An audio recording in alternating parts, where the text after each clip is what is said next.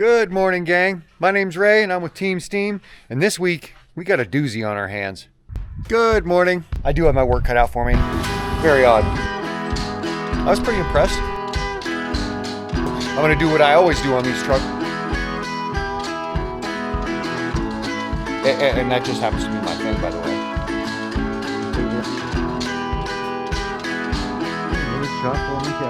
This paint job's probably 5-6 years old. All right, I'm pretty happy with that. And here he is leaving. It wasn't quite as fun as I was expecting. And that starts right about now. For starters, this 05 Kenworth W900 sleeper truck has a chassis that needs a lot of attention. So I got my work cut out for me sandblasting here this morning, but that's not even remotely the problem I have with this truck. This truck, the back of the sleeper, is not in good shape. It's been punctured here and patched. Got a deep dent above it, deep dents in many spots. It's been punctured over there, right where that shadow is. There's a big puncture. And it's pretty beat up. For an 05, it's fairly normal, but pretty beat up and not the easiest thing to take on. But again, that's not my problem with this truck. My biggest issue with this truck is just how badly this side's been hailed out. And you can't really see it in the sun. It doesn't look like much at all. But when I get it back in the shop and I show it with the lights on it, you're gonna see that this is in my top 5 of most hailed out trucks I've ever done. Now I've done trucks that were basically this hailed out on both sides. So it's only in my top 5, but as far as how much damage has been accumulated on this side of this sleeper, it's easily in my top 5. It is a mess. But one thing at a time. The first step is I need to get my compressor fired up, get my sandblaster going, get this chassis sandblasted so I can get this guy back in the shop. All right, gang, here it is the next day, and got the truck taken apart, got a lot of the masking done. Kidrick and I are the only two here at this point, and I want to show you just how dented up this side of this sleeper is.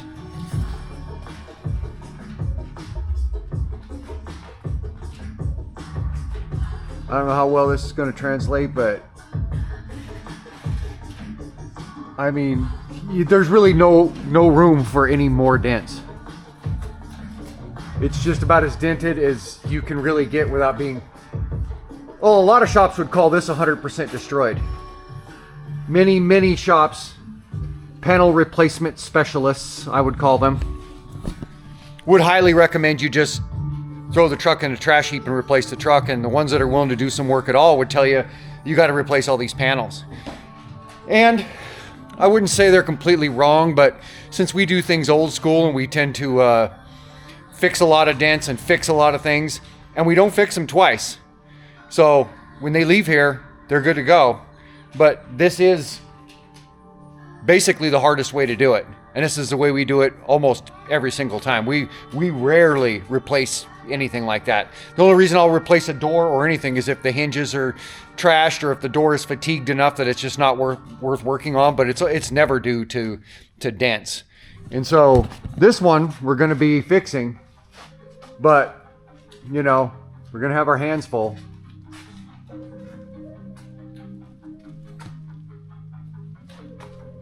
I mean, it's just as full of dents as it really can get. And big dents. No messing around dents. These panels are not only dented from top to bottom and front to back, but they're basically caved in because of it. If you watch that Bodywork tutorial video that I did, you'll know what I'm talking about and you'll understand shrinkage and how shrinkage works. And that's what caves these panels in. So one of the first things I'm going to do is I'm going to have to pick which dents are right next to rivets. I mean right next to them, and just go ahead and pull these rivets. If that was the only ding in the side of this truck, I wouldn't bother pulling the rivet. But since there's a million just like it, and there's some that are, I mean, they're just right on top of these rivets. Some of them are, I mean, there's 1, 2, 3 dents around this rivet. So a lot of these rivets that are right next to these dents, I'm going to go ahead and pull. I don't know how many rivets by the end of the day, but it's going to be quite a few. And then I'm going to go ahead and, this is where I'm going to start, because as I've mentioned before in other videos, I like to eat my Brussels sprouts first and just get them off the plate. And this is the worst part of the truck by far. So I'm going to pull all the rivets that need it, get everything prepped, and basically just drown this in a sea of bodywork. And for those who are wondering what the fate is of a truck like this when you have the back that's as dented up as some of these are, and this one's no joke. It has got some deep dents. I mean, those two are damn near puncture wounds. This one will be once I pull this patch. That one is, and this one is deep. You get back here and look. I mean, some of these dents are sucked in 3/4 of an inch, like that one right there. You know, they're in a long way. And whenever I repair something like this and it's just coated in bodywork, a person might start to think that, well, how come, how good is the truck in the future from that? What happens when it starts getting hit with rocks again? Is it going to crack and break that bodywork? No, I'm sure there's some body fillers on the planet that aren't up to the task, but the ones that I use, you can lay out bodywork 1/4 inch thick on like just a sheet of cardboard, and then the next day come out and you can actually bend it quite a ways before it breaks. So it's got a really good final consistency to it where it's bendable to some degree, and it's really tough, and it takes a lot to get it to break. I mean, a lot. So I've never had one return. I've done these for years and years and years, decades, and I've never had one return. So when the back of a truck, or the side of the truck in this case, is absolutely coated in bodywork, and then the day comes where it gets hit with another hard hailstorm, the chances that it's going to be basically dent resistant are way up there, because you can't dent the bodywork, and nothing really that I've come across other than something that's going to puncture it would cause harm to the bodywork. Anything that hits this hard enough to puncture it, like something that comes off of a trailer and hits it, or a collision in the future, something hard enough to actually puncture the aluminum that's on here, the high grade aluminum that they use on these, then yeah, it would probably damage my bodywork, although I still haven't seen it. I've never had one come back to my shop with damaged bodywork.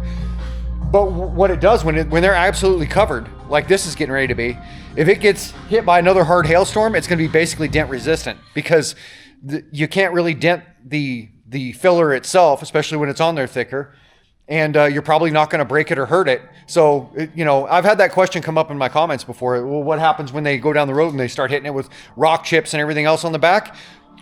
Basically nothing. It's when they're heavily coated like that, they're basically dent resistant, and that's been my 1/4 century or more's worth of experience with the deal. All right, now as you can see, I've got the body work done on the door. There was a bunch of dents there, did them in glazing. Got these dents taken care of back here on this panel.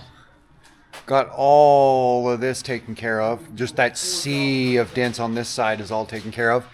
And now at this point, I'm getting ready to embark on all of these dents, of which there are many, and most of them are really big.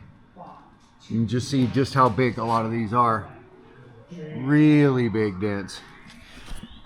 2 punctures and a bunch of big dents. I'm going to start banging them out, starting with the very worst ones, get them all filled with filler, knocked down, and then I'll start going over it with kind of the fine-tuning filler to go over everything, and then after that I'll go over it with glazing.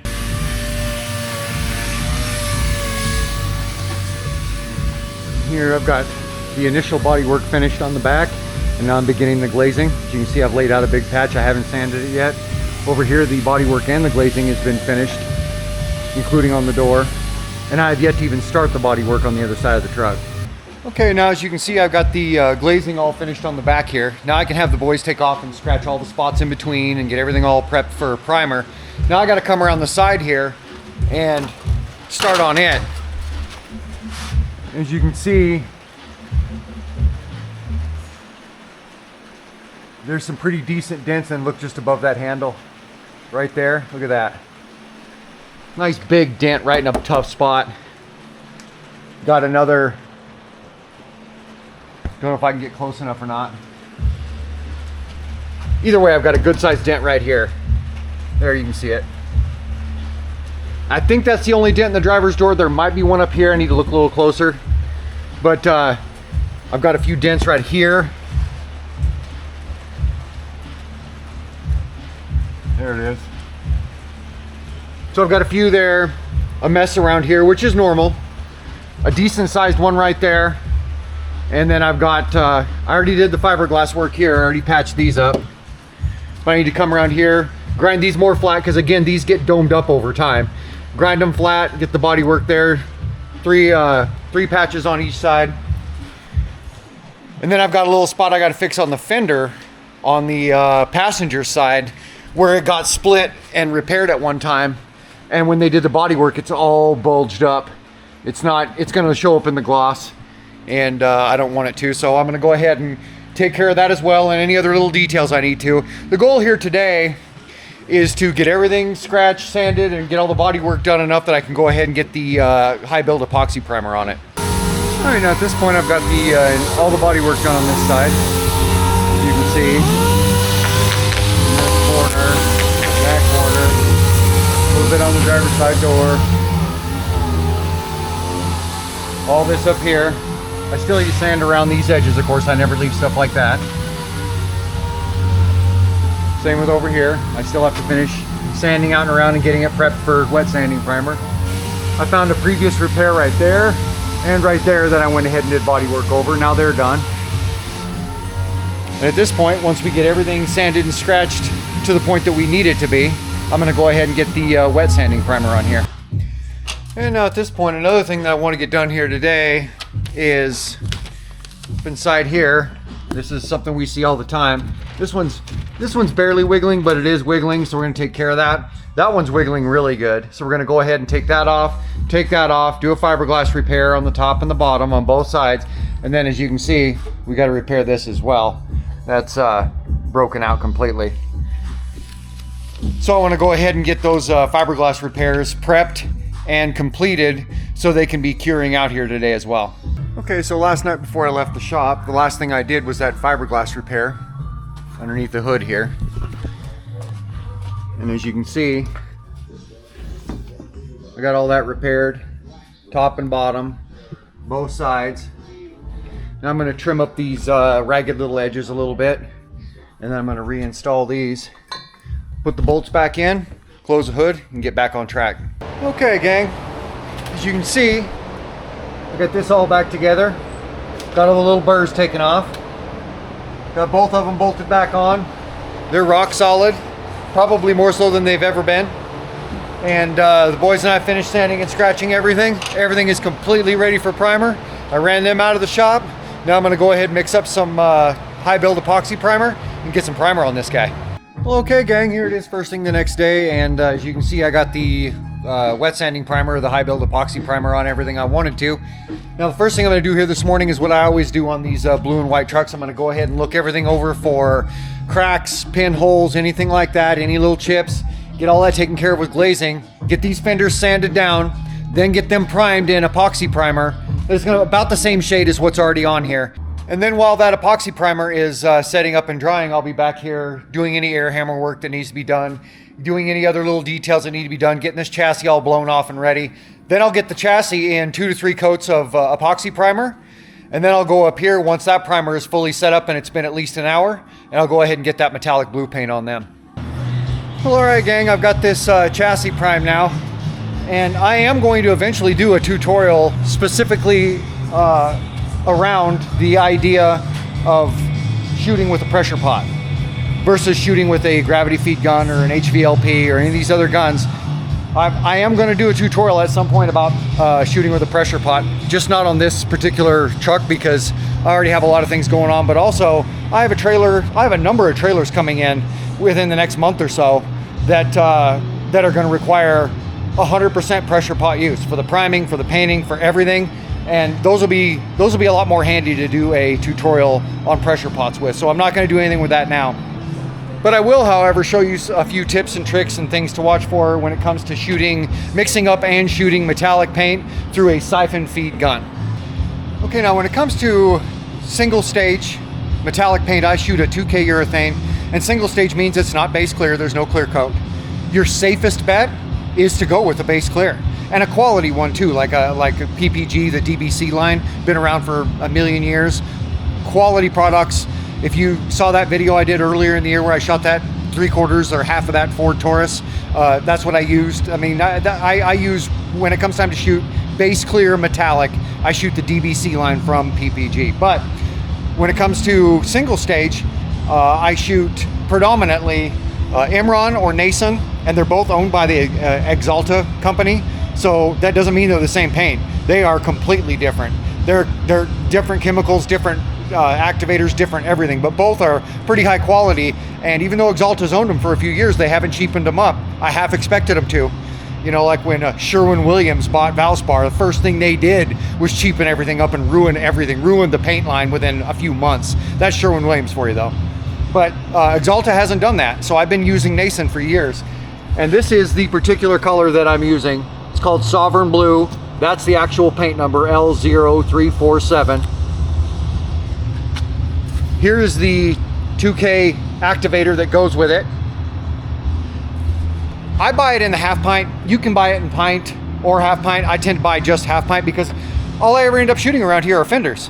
And if you're gonna shoot fenders and you buy a full pint, you're only gonna use a quarter of that pint, and then the rest is gonna sit for who knows how long. Whereas I'm doing these trucks, I'm doing just the fenders, but I'm doing these trucks back to back. They don't sit around very long. And one of these half pints is good for 2 sets of fenders. So that's why I buy it by the half pint, because like I said, if you buy a full pint or a quart, worse yet, it's gonna cost you an arm and a leg, and the next time you go to shoot metallic paint, a half a year will have gone by and it won't be any good. So if you think that you're gonna be shooting paint a few times over the next few years, just buy half pints and just open what you intend to use. So what we'll do here is we'll go ahead and mix this guy with this, and then we'll use, this is 8 to 1 to 2 parts reducer, and I have a PPG reducer that I use. And now for this job, normally with my reducer, I will use this one right here for my Nason. But since this one doesn't have enough in it to finish the job, I'm gonna go ahead and use a different reducer that I've used before that works just as well. And I have a high quality 2K urethane PPG reducer that I've been filling in with, and it works just fine. Here's my urethane reducer. I'm not even sure if this is PPG. This is just what I got when I ordered some PPG products a while back. But it does work well for this. I wouldn't recommend using just regular lacquer thinner or something. I do use lacquer thinner to thin my other 2K urethane, my solids that aren't metallic. I use regular lacquer thinner. And don't use the recommended reducer. And maybe that's wrong, but I've gotten away with it for years and years. So, but when it comes to this particular 2K urethane, the Nason or the Imron, I try and stick as close to the product line as I possibly can. And deviating a little bit with this hasn't hurt anything. I've been using it and it works. It smells the same and it acts the same and it works the same, as far as I know, to the Nason that I was using. Heck, I don't even use the Nason or Imron primers. And the reason is because they come in very limited colors. Whereas I can get the white, the black, and the beige in the PPG EPX line. There's white, there's the black, there's the beige. Those are the numbers. And all of those mix 50-50 with these. 50-50 with the EPX 901. There's the beige, there's the white, there's the black. And I mix the white and the black, and I mix them 50-50. You shouldn't mix every time you want to come up with a good medium gray, don't go thinking you can just mix 50-50. Different paints act differently. Sometimes the white is the dominant color, or the black is the dominant color. It'll come out far more light or far darker than you want. But in this particular case, with the EPX primers, to get that good mid-tone gray, kind of like this, a little bit on the dark side. Here's the one that I actually shot. You can see it's just a hair lighter.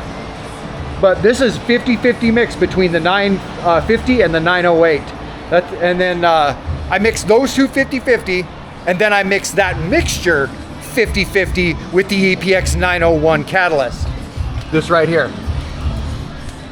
And that's what I prime with, and I've gotten away with it for decades. So that's what I use to prime with when it comes to Nason or Imron, either one. And that primer's been sitting for an hour and a half or almost 2 hours, so it's good to go. If it's sitting for an hour, as long as you don't shoot 2 or 3 heavy coats. If you shoot 1 medium wet coat and that's it, then yeah, just wait an hour and you are good to go. Now when it comes to your metallic paint, if you just had it mixed up that day, it still wouldn't hurt to put a stick down in it, scrape the bottom of the can while you're mixing it. And the reason is because sometimes the heaviest component in a metallic paint is the silver. And a lot of people don't realize this, but silver, straight silver, is the metallic component more often than not. And it's a heavier component, so it'll sink to the bottom. So if you've let your metallic paint, if you bought it a couple months ago and you're finally ready to use it, definitely get your stick all the way to the bottom of the can, scrape the bottom of the can as you're stirring it, and then look at your stick. If the bottom of your stick has a buildup of silver on it, then stick it down in there about halfway and really mix it up vigorously until all of that's off the stick, but then keep scraping the bottom and then mixing it up in the middle and then scraping the bottom and then mixing it up in the middle, and keep that up until there's nothing left on your stick and you know it's all up off the bottom. Otherwise, your silver will not be mixed in with the rest of your metallic paint to the ratio of the color you chose. So what you're going to end up with is a color that's probably darker, because silver is a light color, and without that much in it, the color that you end up shooting will be a shade or two darker, and also it'll have far less metallic in it. It won't look as metallic-y as it should. So anytime I let these sit for any amount of time, I go ahead and put a stir stick down in them and actually scrape the bottom.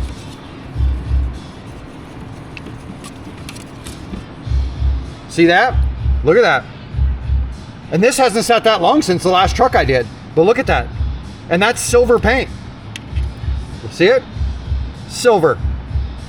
So what I'm gonna do is I'm gonna put this down in here about halfway and just see how I'm not going down in it and scooping and coming up vigorously. Otherwise I'd just be splashing paint everywhere. I'm coming in there and basically cutting it like that, but at a high speed to get that stuff off of there and back in the mix. And then I'm going to, like I said, keep scraping the bottom and doing that and rinse and repeat until that metallic paint is back, until the metallic component is back in the paint at the ratio that it's supposed to be. So again, you'll scrape around the outside, then you'll scrape along the bottom to keep everything good and flat, and then you'll come up about halfway or a quarter of the way. It doesn't have to be halfway, just has to be up off the bottom. And you'll mix it up vigorously. See how that's coming off of there? Not 100%, but it is coming off of there. And again, we'll come back to the bottom. We'll make sure there's nothing on there. And then we'll go back up a little ways, mix it kind of vigorously. Try not to splash that stuff out of there. See how it's all come off the stir stick now? Now I'll go ahead and stir it up a little bit more to make sure everything's good and even, and then I'm ready to mix it up. Now here I've got my cup, and these cups have all kinds of ratio measurements. I don't ever really mess with those. You know, like I said, we're 8 to 1 to 2. You have to look to even find something similar. Why do that kind of compromise? We have 4 to 1 to 1/2 to 1 to 2. You see it, there's 8 to 1 to 1. You can do it with the ounces, but I just try and get cups that have a straight measurement on it. Just a straight measurement. We're going 8 to 2 to 1. That's 8 parts paint, and it says so right on the side of the can. PPG doesn't always do that for you. They make you buy this big old PPG Bible right here, or right here, information bulletins. Then you have to look it up every time. I don't have to look it up every time because I've been doing this a long time, but then you got to look it up that way. They don't always put it on the label for some reason, which is, I think, pretty lame, but these guys always do. And it's 8 parts paint to 1 part activator to 2 parts reducer. And I know exactly how much I'm going to need for these fenders, so I don't want to do, if I do 8 to 2 to 1, I'm going to end up at 11, and that's not enough. If I do 16 and then up, I'm going to have 2 cups of paint. I won't be able to do my measurement in 1 cup. I'll have 2 cups of paint, and I will have wasted a bunch because again, I know how much I'm going to need for these fenders. So what I do is I actually jumble it up a bit. I don't do 8 to 2 to 1. I do 12 to, because it's 8 plus 4, so it's a half again more. So I do 12 to 1.5 to 3. And when you think about it, that's half again more on all 3 of those measurements. So if you need to sit down with a calculator or look it up online or however you do it, if you can do math in your head, do it to where it works for you. But I've got mine to where mine is half again more because that's how much I'm going to need for these fenders. So I'm going to go 12 to 13.5 to 16.5.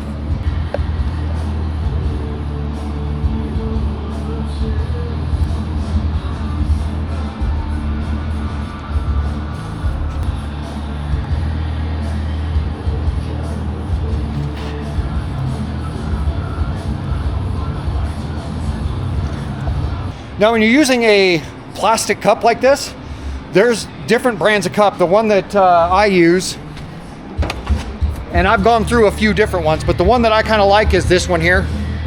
They're affordable, and they're a type of plastic that isn't so brittle. What you'll find when you go to buy them online is the least expensive ones they have a hard pencil hardness. They're brittle. The problem with that is if you use an aluminum stir stick like I do, and you're mixing it around and you tap the bottom of the side of the cup, it'll actually split the bottom of the side of the cup. And you'll look and you'll see this little pool of paint around the bottom of your cup, and that's because you tapped the side and it just barely put a crack in it, and that crack started leaking paint immediately. Whereas these have a good softness to them that doesn't sit and do that. But if you have bought cheap cups and it turns out it does do that, just get a wooden stir stick and you're good to go. But if you hear what sounds like a little tiny cracking sound, that it is a cracking sound, and then pretty soon the bottom of your cup will start leaking paint. And it's not the end of the world. It doesn't mean that much. As long as it's not leaking at a tremendous rate, you can finish mixing up your paint and then go ahead and pour it in your gun and be done. But when you're done with your paint, don't pour it back in that cup unless your cup's sitting in a garbage can, because it'll sit and leak all over your bench. And I'll sit and I'll mix this up for 30 seconds or so, and then occasionally I'll go around the edge of the cup like that, and I'll go across the bottom, and then I'll get back to stirring, and I'll do that for a good 30 seconds.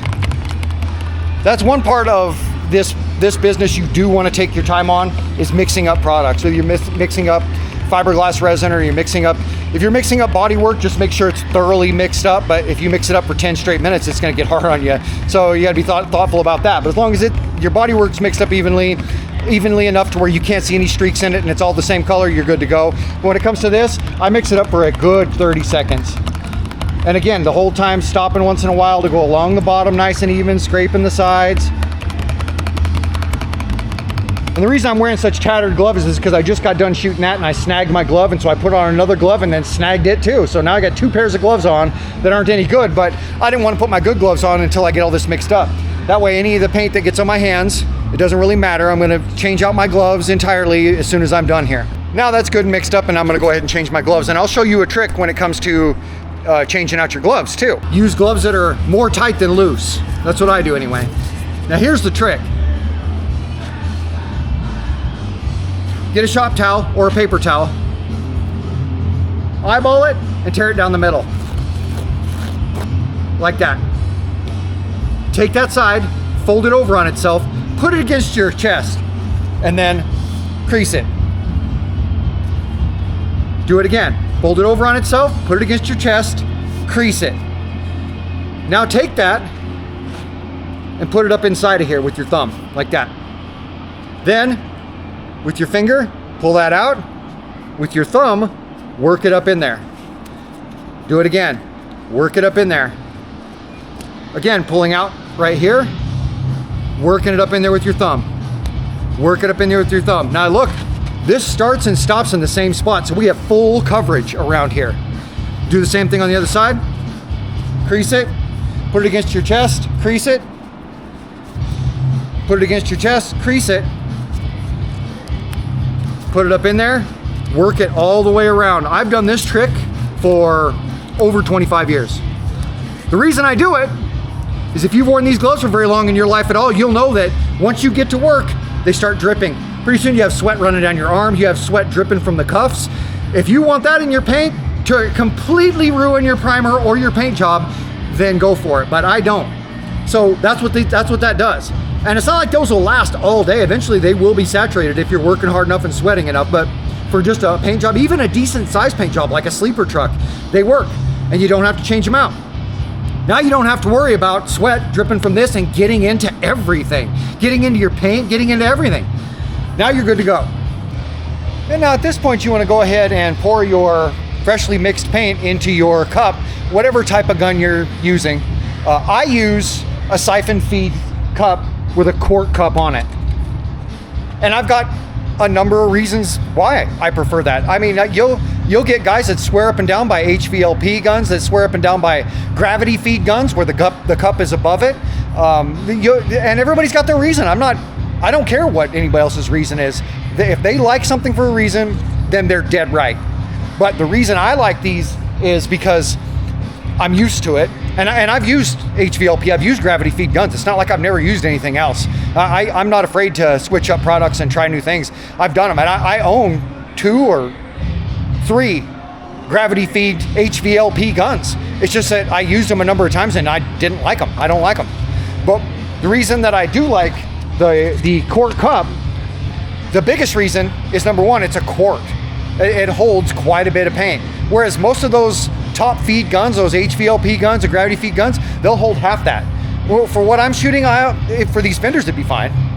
But for most things that I do, that doesn't do it for me. I don't like to get down from a ladder and come over here every 13 seconds and fill up my cup, because my cup's as big as a thimble.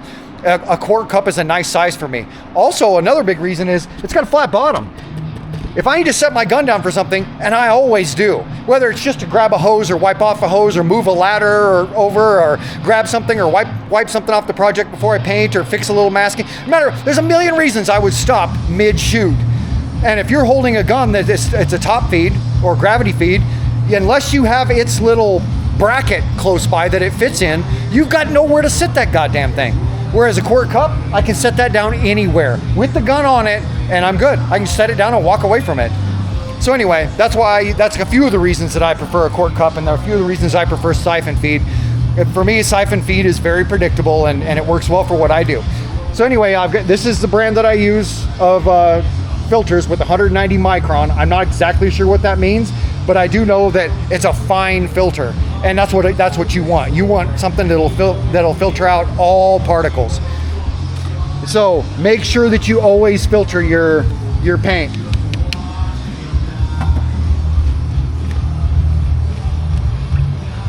And then dump the whole thing in there. Now you know you're not going to get dirt in your paint, at least through your paint. Dirt can come from many places, and unfortunately it does, but at least it's not coming through your paint now. Now this is ready to go. Go ahead and clamp this down on top of it. I use a Binks 2000 or 2100 gun. I've got a number of these, and I've used these for years. And again, whatever works for you means that you're dead right. If you're using a certain breed of gun, a certain type of gun, 20 years old, the newest thing, $800 gun, $1,300 gun, $48 gun that you got from Napa, and it's working for you, then use that. But this is what I use, and they're fairly reasonably priced for being a professional auto body gun. And for me, they're pretty rock solid. I got a lot of parts for them. I got spare parts and spare guns for everything. And so if something happens mid-shoot, I can just swap things out quick. And this is the one I go with, the Binks 2100. And once your primer is completely ready to go, don't forget your tack rag. Get it tacked off. And again, watch that tack rag tutorial I did for the whole lowdown on tack rags. But to give you a quick lowdown, don't push down on these things. Let the weight of your hand be the guide. Don't push down on them. Whatever sticky stuff is on this, and if you've ever touched a tack rag, they're sticky to the touch. If you're not using a glove and you tack something off, your hand is now sticky. That stickiness is what helps get all that dust up off there. But that stickiness can also be transferred onto your project. So just go easy on it. Glide it across there. Don't go pushing down on it, thinking that you're gonna shove. If you run into a little bit of rough spot in your primer or something, a little bit something got in there, don't try and get it out with a tack rag. What you're gonna do is leave that, smear that sticky shit in there, and then when you go to shoot your paint, it's gonna have fish eyes right there in that spot. So tack rags can be a curse if you're not careful with them, but they're a blessing for the most part. So don't forget to tack your project off before you shoot paint. Now, you might not use your fresh tack rag for this. Grab one that's been used for something else, one that's got a little bit of dirt on it. I mean, if you have a choice. And what I always do before I get ready to shoot paint is I always run it down the first 5 or even 10 feet of hose. Like that. See that? Look how filthy that is. That's all dust that could easily come off on your project. Yeah, you'll lay some of it right back on the floor, but the most of what you're gonna use is now been tacked off and is clean. It all matters. And now just before I go to shoot paint every time, because if you set your gun down or something, and this adjuster right here, this top one, on almost all guns, it's the same, in the same spot, that little bitty adjuster right there. That's what adjusts your pattern out. That's what, you can shoot paint in a pattern this wide or that wide or a foot wide. That's the adjuster for that. And if you lay your gun down and that gets bumped or something and you don't know it, then you come and you hook up your thing and you just go to shoot paint and you shoot You shoot a stream on there that's this wide, when you're meaning to shoot one that's 3 times that wide, then all of a sudden you're probably gonna have a run right there. And if you have metallic paint, you're gonna have modeling right there. So especially with metallic, you wanna get your pattern figured out before you do anything.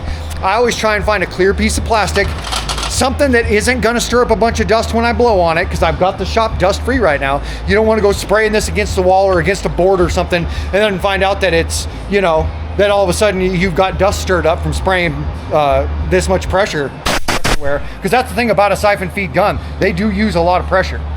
And so what I'll do is I'll find a clear piece of plastic like that, something that doesn't have a lot of dust on it. You can see where I've already tested it. You can see where I tested my gray and my black for the chassis. Tested my gray for the fenders and my black for the chassis right there. Same thing. Come over here, you check it right here. That's about what you want.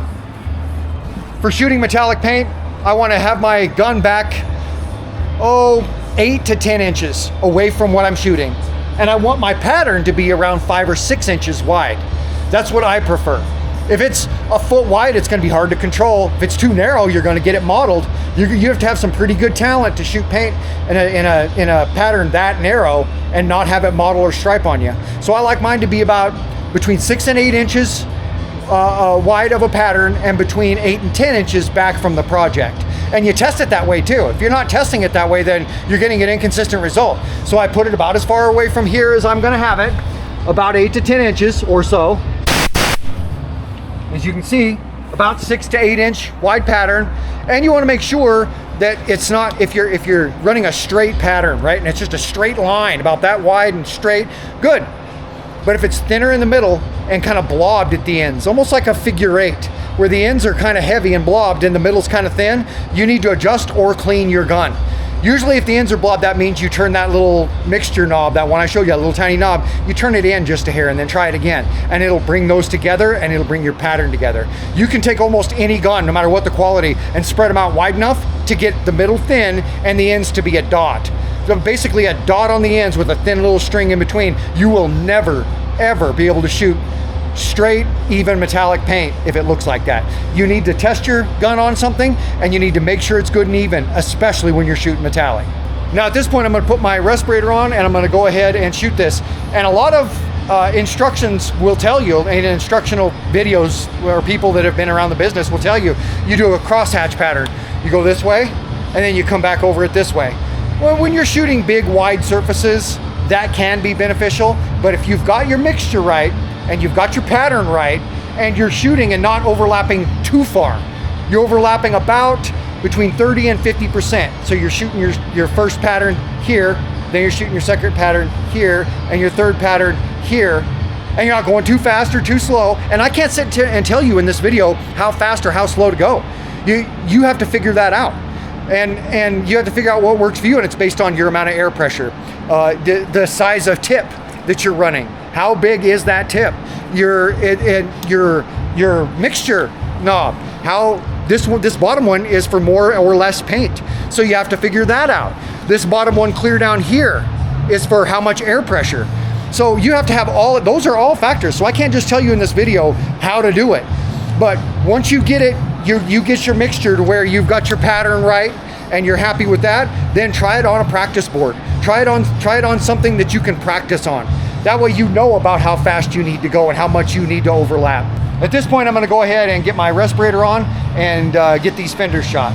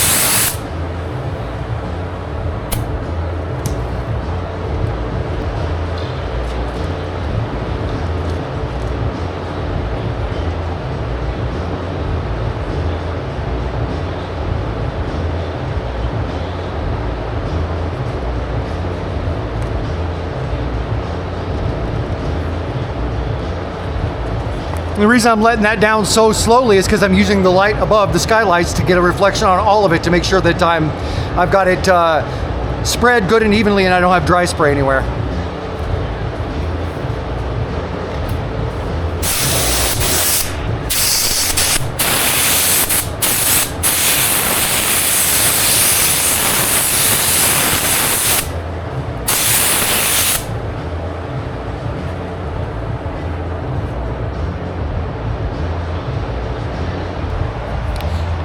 And then when I'm spraying metallic on fenders or something like that, if I have a choice, and when you're spraying a whole truck, you don't often have a choice. But when I do, like this, I'm shooting these fenders, I'll open the hood almost immediately after, just to severely reduce the amount of surface that dust can float down and land on. It can only land on the very back of the fender now instead of the entire top in front of the fender. And not that dust is a big problem around here, but dust exists in every shop and you want to minimize, you want to hedge your bets as much as you can. So that's why as soon as I'm done shooting fenders or something like that, I'll open the hood just to minimize the chance of dust settling down on a crucial part of the fender. Okay, so I've got those shot, and all I typically ever do with metallic paint in this sort of case is just one coat. Now, almost all manufacturers will tell you 2 to 3 medium to wet coats, whatever that means, right? Because that can mean a lot of different things.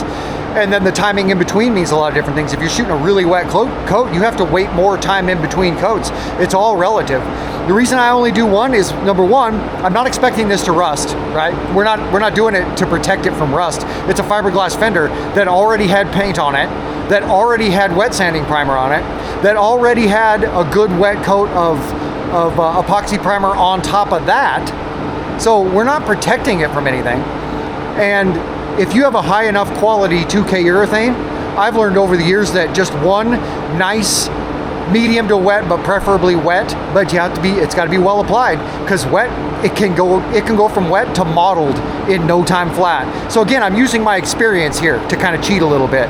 I'm using my experience to put a wet coat on, but putting it on correctly enough that it doesn't mottle. And if you can do that, one good wet coat is the same as 2 medium coats, and then you're done and you're out of there. And the reason is very simple. The more times you go around something with your gun, the more times that you're inviting dust and other things to land in it.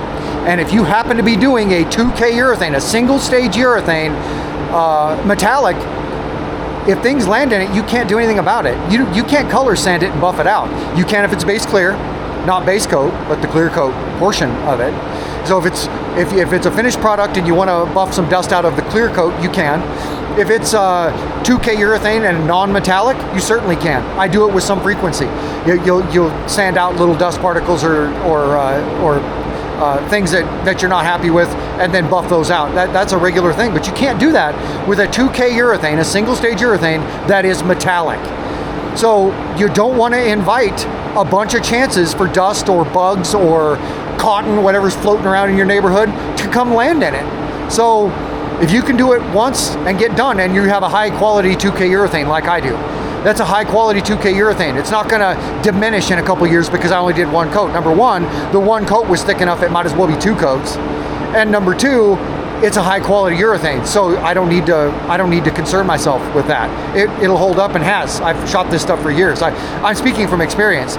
These brands and these types of paints that I shoot do stand the test of time. I see these projects that I do 10 years down the road, 12 years, 15 years down the road, still looking good.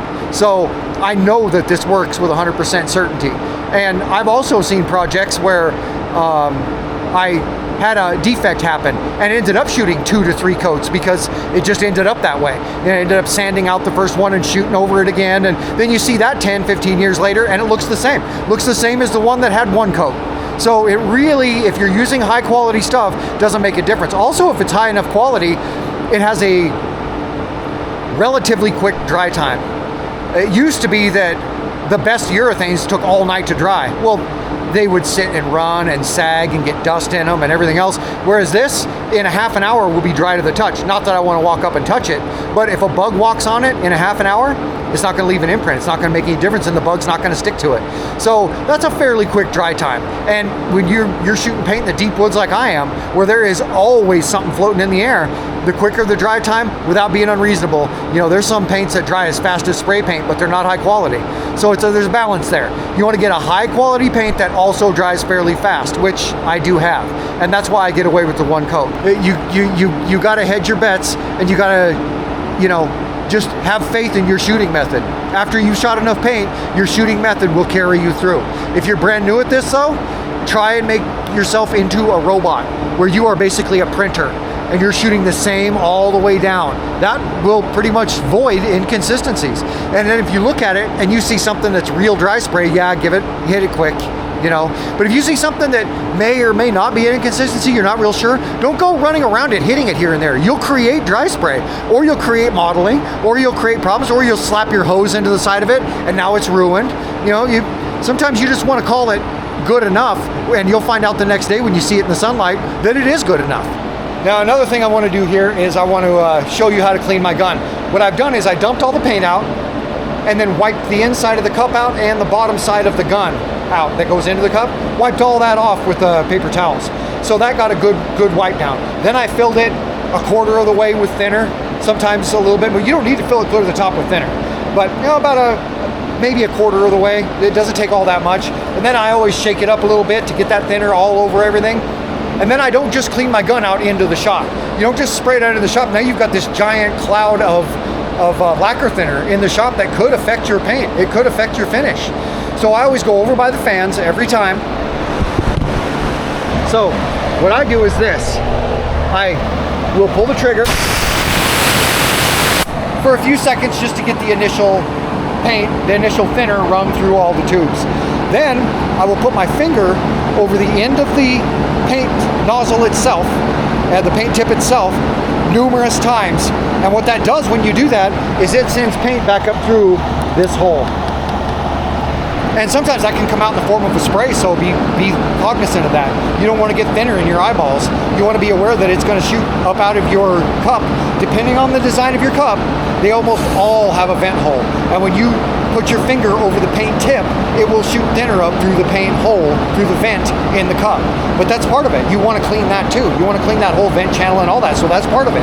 So it can get a little messy, but that's why we're standing here where we are. I'll show you. See that spray up out of there?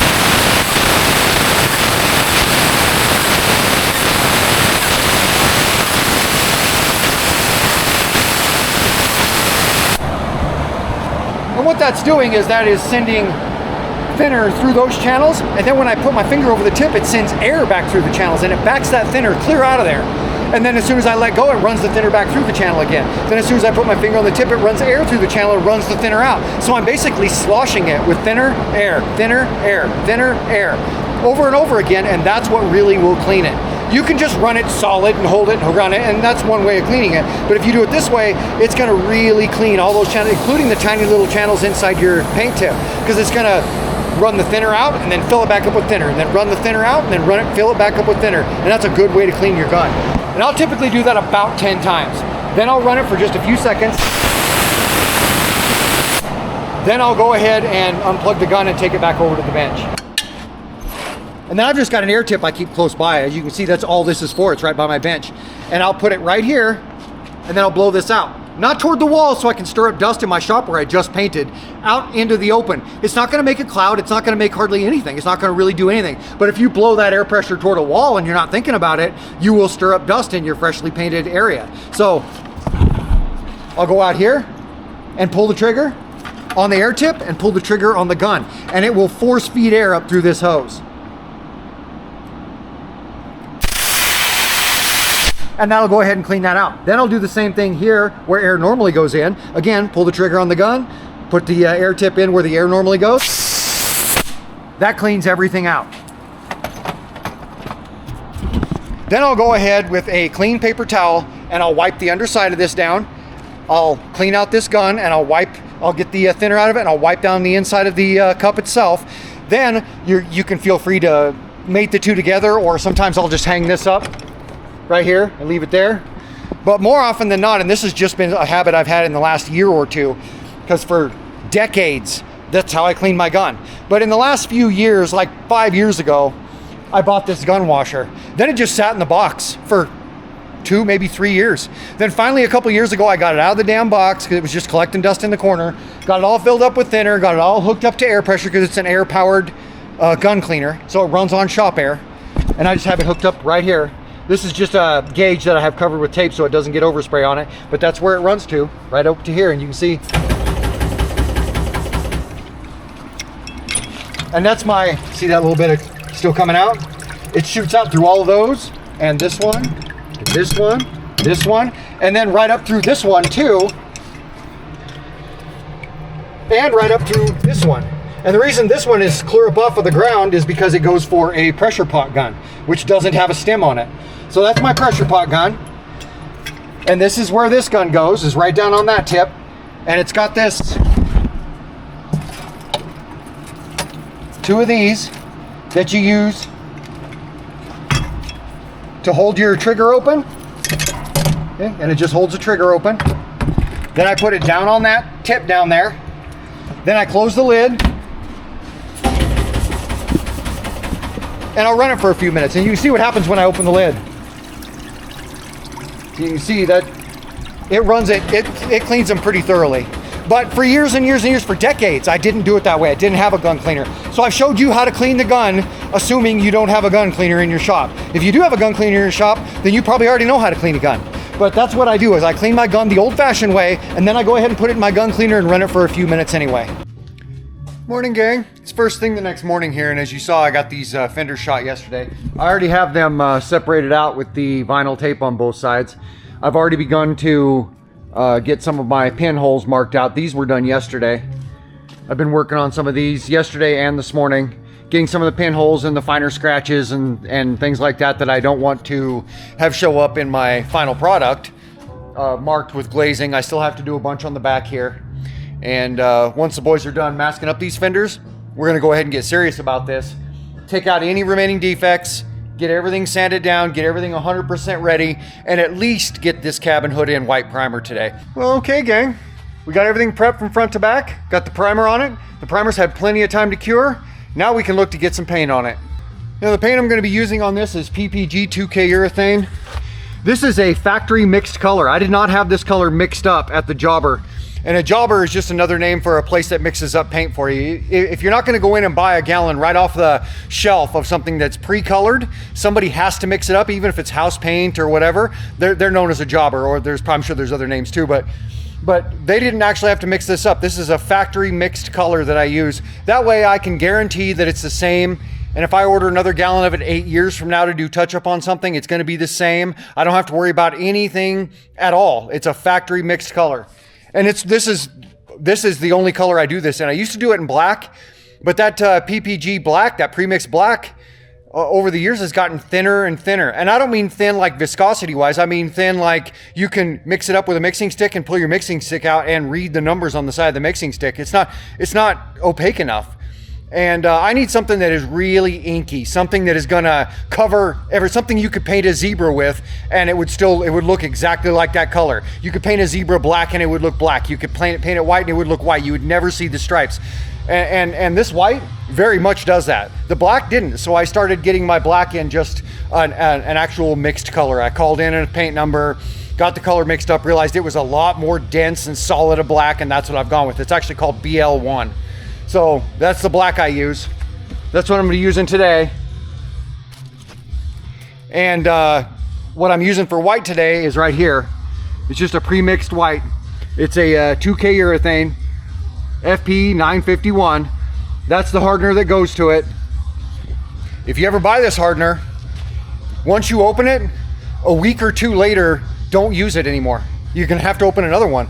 And you know, like I showed you with the Nason, how I buy them in the half pints, PPG doesn't work that way. They want you to spend all your money on quarts, just nothing but quarts. 2 weeks later, that quart goes bad.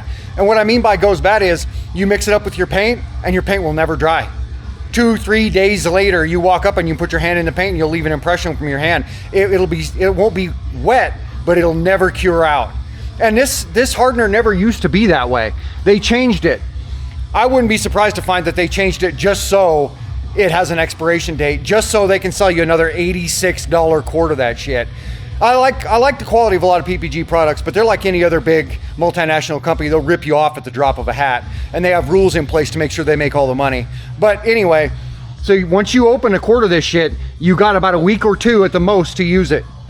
If it stays nice and cool in your shop, probably 2 weeks. If it's 100 degrees in your shop every day, I wouldn't go over a week. So I'm gonna be mixing this with this at a ratio of 4 to 1. It used to be 3 to 1, they changed it to 4 to 1. And that's what I'm gonna be mixing it up at. And now one thing you'll notice about this, it's known as AUE 360, is it comes to you very thick. Too thick to try and shoot on a project. If you get it to go through your gun, which you might be able to get it to go through your gun, it's gonna orange peel so bad. That is a big deterrent to somebody that just thinks, I wanna buy a 2K urethane, they buy a AUE 360 and they go to shoot, they're gonna be very disappointed because you have to thin it. And I just use regular lacquer thinner, a high quality. This is what I consider a higher quality lacquer thinner, and that's what I thin it with. And I don't have a ratio that I use. I thin it down to where it's thin enough that I know based on my experience, it's going to spread the best. But here, as you can see, that stuff is thick. Way too thick to just put on something. But I have it up to 8 on my thing. You probably can't read this because it's filthy, but as I mentioned before, these stir sticks, they get stained over time. So it's not like I'm leaving a bunch of this stuff in the gallon. I've cleaned it and cleaned it and cleaned it with thinner, and that's about all I can get to come off of it. So at this point, I will go ahead and fill this up to the 10.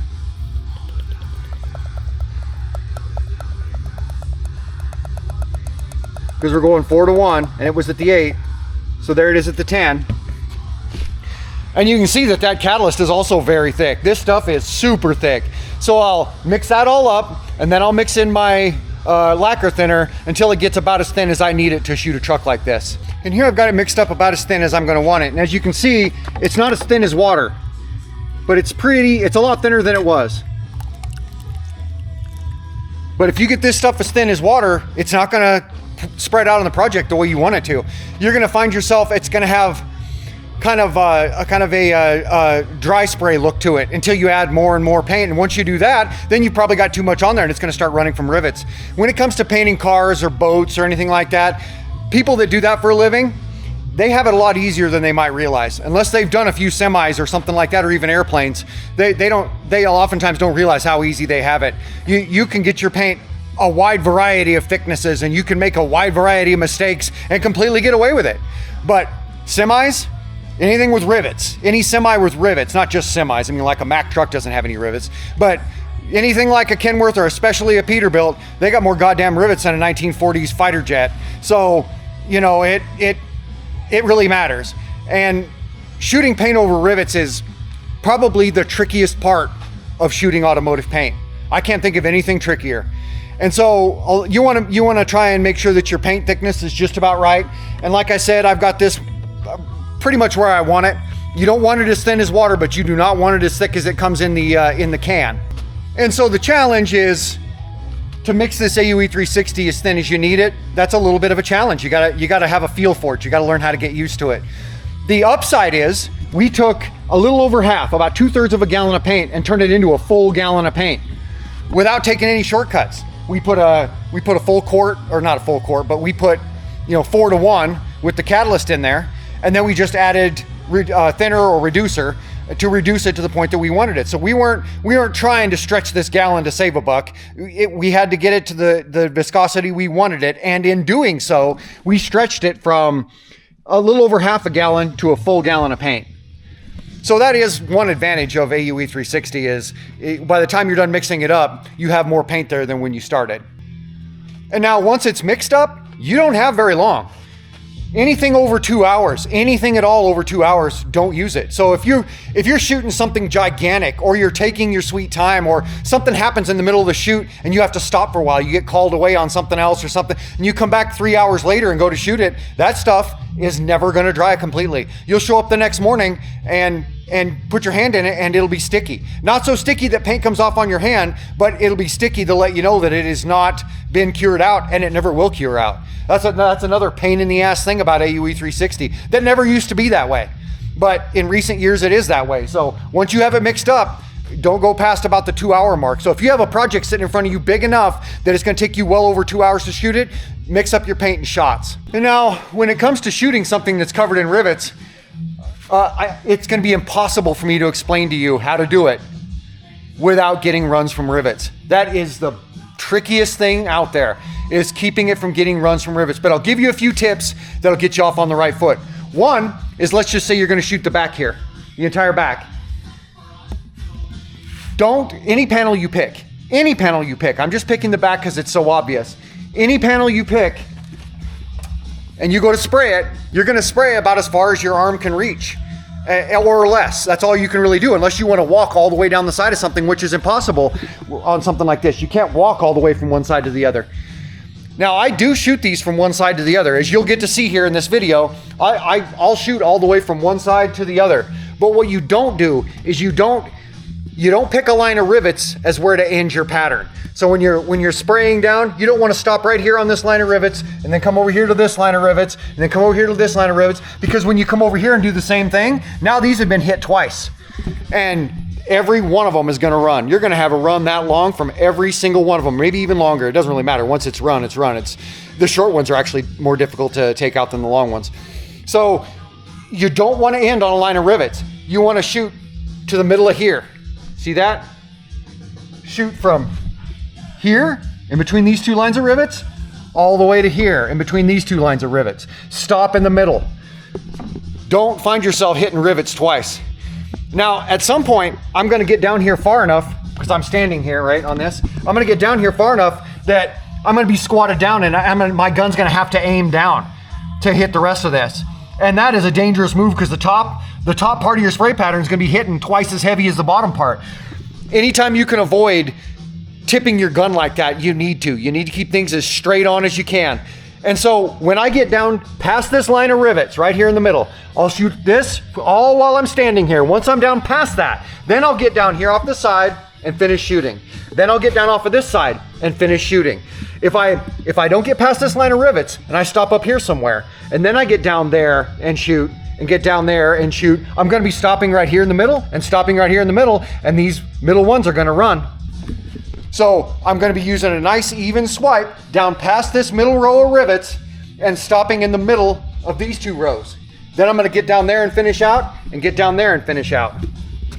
And what you're gonna see is an unedited version of how I do these trucks, because if you're shooting trucks in the summertime and it's really hot in your shop, and you're shooting a sleeper truck, especially if it's all one color, you can't shoot down to your stripe and then take a breath and shoot down to your stripe and then come back later and carefully shoot from the stripe down, knowing that stripe is breaking it up and you're not getting dry spray because the stripe's breaking it up. You don't have that luxury when you're doing it all one color. Yeah, the fenders are done on this one, there's that, but there's nothing else breaking up this truck. It's all one color. And it's not gonna be that hot in the shop today.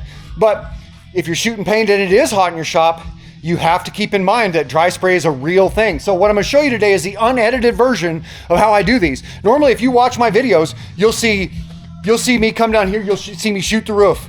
Then you'll see me shoot down the side, and you'll see a slight break in the video, and you'll see me shoot down the side, and you see a slight break in the video, and then you'll see me shoot the back.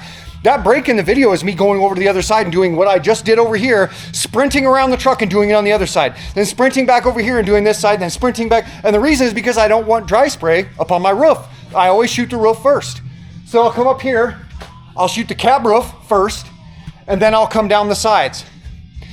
And then what you'll see is you'll see me come down this side, then you'll see me disappear around the other side. And it's gonna make for boring footage. I'll speed it up so it'll go quick, but you're gonna see me disappear the other side. You're gonna see nothing going on except for some overspray flowing up from the top of the truck. That's all you're gonna get to see, and it's gonna look kind of boring, but I'm doing it on purpose so you can see how kind of hectic these are to shoot. You know, start with the roof, then come over here and from the roof down, then go over to the other side, same spot from the roof down. Then come back here, shoot from the middle of the roof over, go to the other side, shoot from the middle of the sleeper roof over, then come back over here, and you don't want this to become dry spray. So that at that point I'll come in here and I will shoot this corner, and I will shoot it around the corner and end it right about here.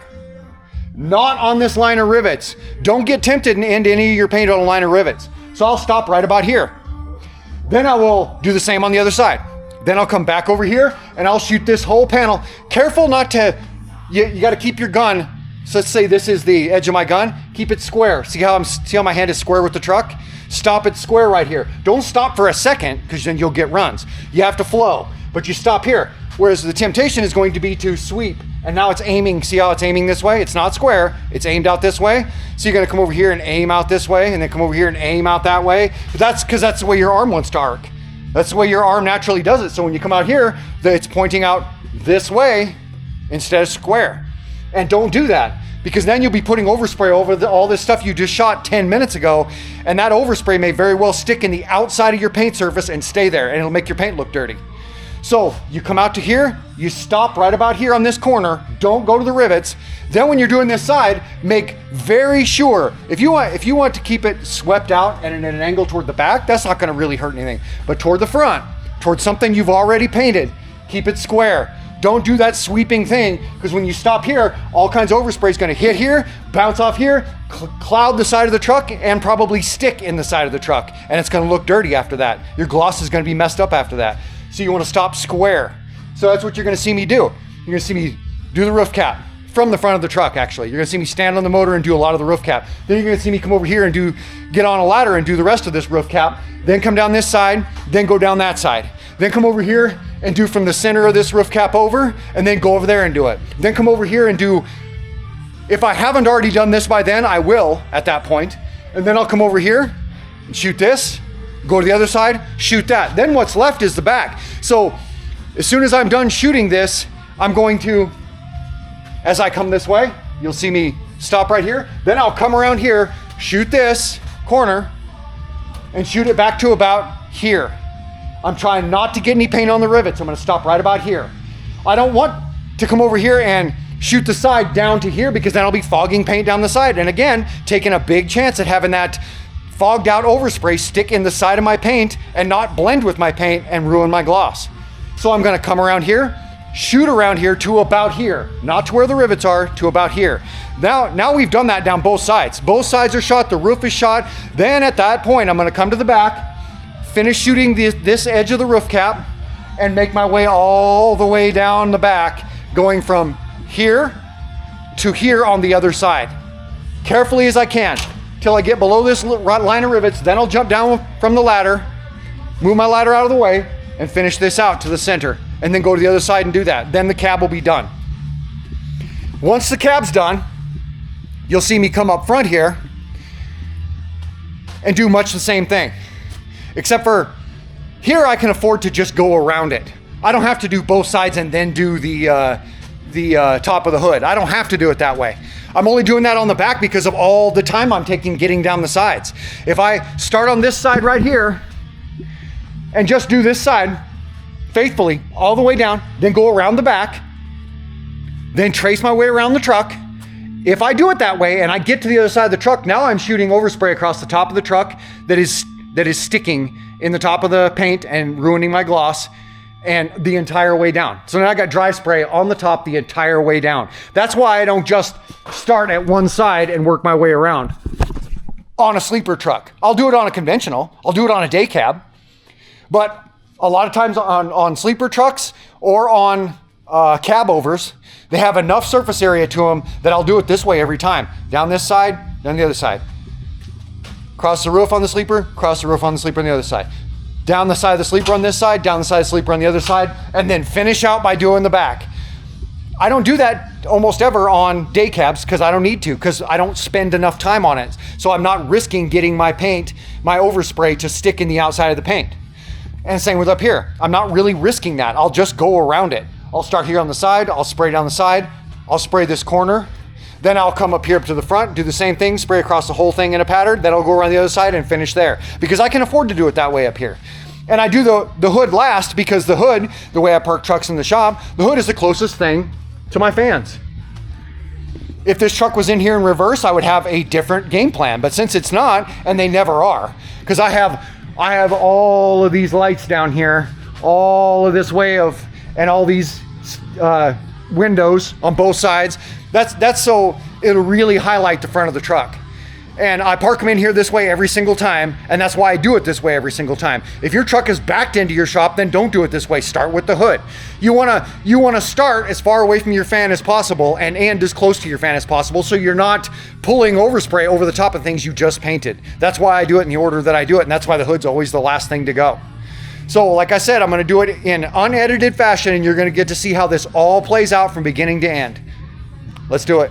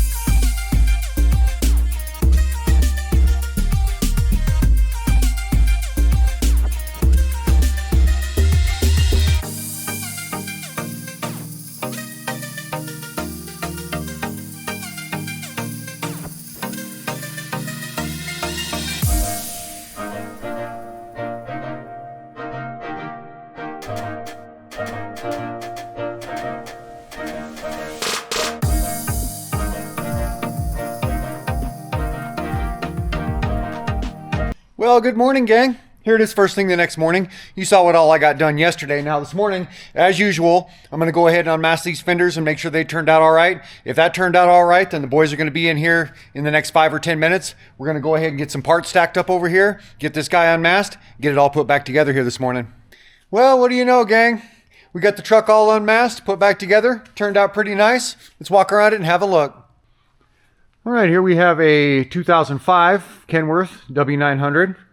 When it showed up, it had both of those stoppers that sit down here at the bottom of the hood and hold the weight of the hood up were wallowed out. And this side of it was also cracked out all the way around. It did those interior fiberglass repairs. The fenders had damage here and here, fairly significant damage that I straightened up. This fender had been repainted at some point, and it was done fairly poorly. And the other side was original, and the clear coat was coming off. And so we repaired all of that stuff and fixed it all and refinished it. This whole side was hailed out badly. This door was hailed out. As you can see, there's no evidence that there was ever any hail on it. It was even hailed out back here somehow, behind the exhaust in a couple spots. Even down here, and this is a thick panel, it had some dents. And of course back here, you saw what a mess that was.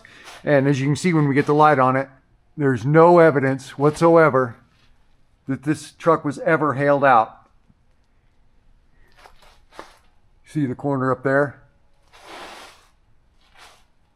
Onto there. There's no evidence whatsoever this truck was ever hailed out, other than the fact that there's some rivets on it now that don't look like the original rivets. But other than that, the hail has been completely fixed. Truck looks original again. Back here we had 2 deep puncture wounds and then many big deep dents. And as you can see, we get the light on it, there's no evidence whatsoever that there was ever any of that kind of damage. Look up there. And this was not hailed out, but it looked like it was hailed out, just like a high mile 2005 would look. It was completely dented up, and some of the dents were very deep. And as I mentioned, 2 puncture wounds.